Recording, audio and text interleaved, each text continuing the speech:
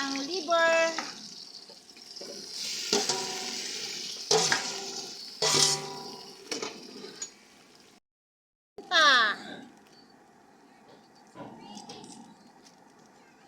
Minta, dahon laurel, pampabango. Yan. Yan, ilagay na po natin yung kanyang sili at saka nilagay ko siya ng string beans. Optional lang naman po yun. At saka ito po yung kanyang green peas.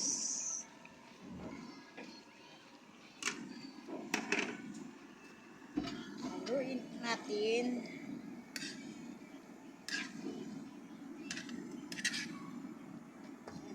Yan po na maluto. Yan, malapit na po siyang maluto. Sarap, sarap na naman. Lalo pauso.